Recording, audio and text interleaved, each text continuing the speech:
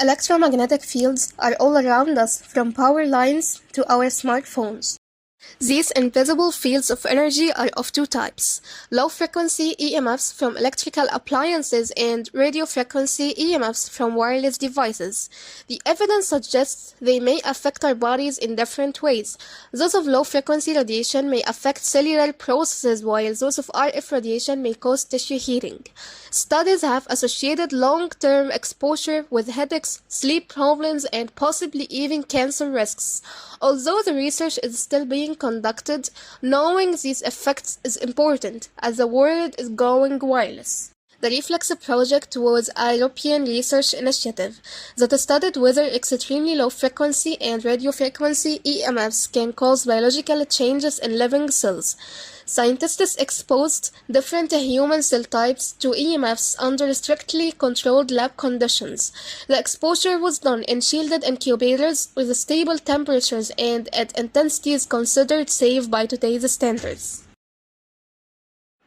Surprisingly, the results revealed DNA damage, chromosomal abnormalities, and altered gene expression.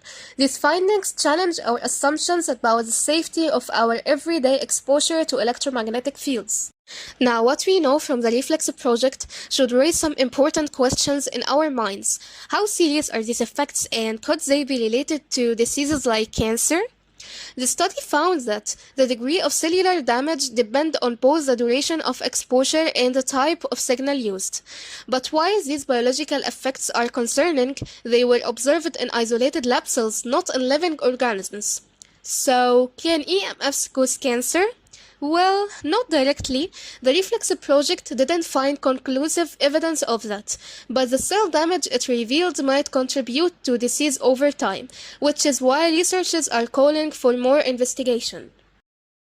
So what should we take away from all this?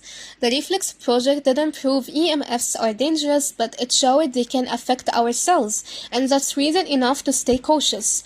While science is still catching up, there are simple steps we can take to reduce everyday exposure. You can start with small habits. Keep phones and wireless devices away from children whose bodies are still developing. Limit screen time, especially when devices are close to your body. Avoid sitting right next to Wi-Fi routers or heavy appliances like microwaves.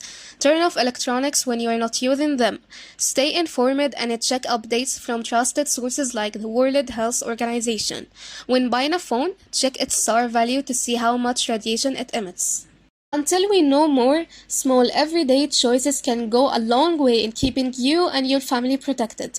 Finally, we don't need you to worry, but better safe than sorry.